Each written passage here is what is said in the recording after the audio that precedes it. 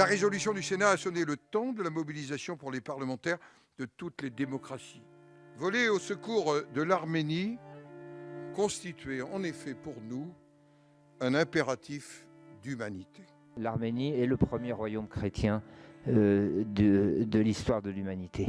Ça n'est pas la même chose d'être un petit mouchoir de roche perdu au milieu des empires, selon qu'on soit le premier royaume chrétien et selon qu'on ne le soit pas.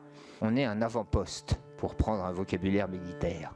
On est un bivouac d'éclaireurs. Quand les chauguettes tombent, c'est la citadelle qui est menacée. C'est très étonnant, le Sénat mis à part, que dans le pays, les institutions politiques et médiatiques aient considéré ce problème arménien avec tant d'indifférence.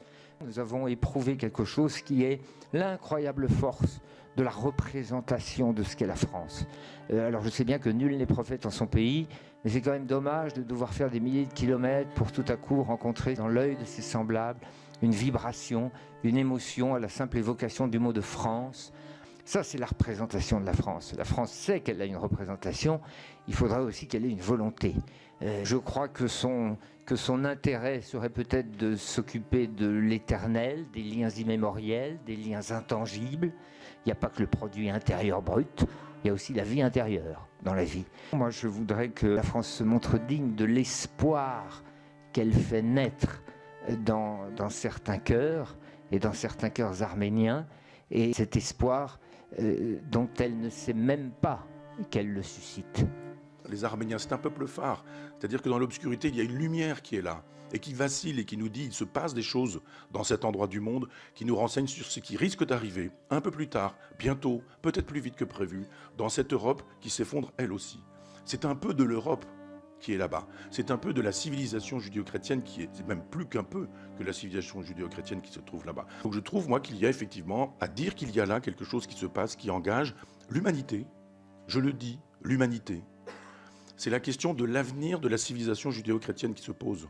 Et je me demande combien d'Arméniens devront payer de leur vie pour que le peuple arménien soit aujourd'hui libre, debout et en paix. C'est le génocide qui se poursuit. Il est clair que le comportement des autorités de l'Azerbaïdjan, soutenues par les autorités turques, mais aussi du Pakistan, mais aussi de l'entité de Chypre Nord, ont une volonté d'épuration du peuple arménien. Je pense que nous devons honorer cette culture arménienne dans sa richesse avec le monde slave et le monde moyen-oriental. Je crois que l'Arménie est grande dans cette culture, elle est grande dans ses souffrances, elle est grande dans sa mémoire. Nous devons être résolument à côté d'elle. D'ores et déjà, 40 km² du territoire arménien est déjà aux mains de l'Azerbaïdjan. Et je pense qu'il y a là un sujet sur lequel il faut taper, c'est-à-dire revenir pour dire que non, le problème du statut du Haut-Karabakh n'est pas réglé, et tant qu'il ne sera pas réglé, il n'y aura pas de solution au problème, et il n'y aura pas de paix possible. Pendant cette guerre des 44 jours, un accord a été signé entre 3 pays. Ces pays sont la Turquie, le Pakistan, l'Azerbaïdjan. Et il concerne quoi? Un accord solennel, oui. Un accord solennel. Et il concerne quel territoire? Eh bien, ça concerne le Cachemire, Chypre et le Haut-Karabakh. Oui. Nous sommes européens et nous sommes dans l'OTAN. Comment aujourd'hui tolérer une chose pareille? Comment imaginer qu'un pays membre de l'OTAN ait pu attaquer un autre pays? Parce qu'on parle du Karabakh, mais aujourd'hui, on a bien conscience que c'est l'intégrité même de l'Arménie qui est en jeu. Et le silence des Européens est assourdissant. Quand nous avons entendu les propos de notre ministre des Affaires étrangères, qui est le ministre de mon pays, de la France que j'aime, proclamer que la France devait rester neutre. Les bras nous en sont tombés. Neutre? Mais mes amis, cette neutralité, ce n'est pas une faiblesse, vous le savez, ce n'est pas une simple indifférence, c'est une lâcheté. Car qui peut croire, qui peut imaginer un seul instant que M. Aliyev, M. Erdogan vont stopper tout net leurs exactions? Comme en 1915, aujourd'hui encore, 100 ans après le génocide, c'est encore la survie de la nation arménienne sur ces terres ancestrales qui est en jeu.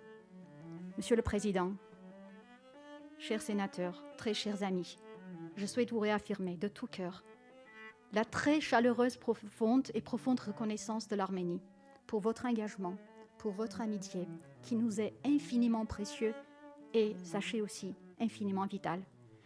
J'exprime ma plus profonde reconnaissance à la France, de son amitié et de l'extraordinaire solidarité avec l'Arménie et le peuple arménien.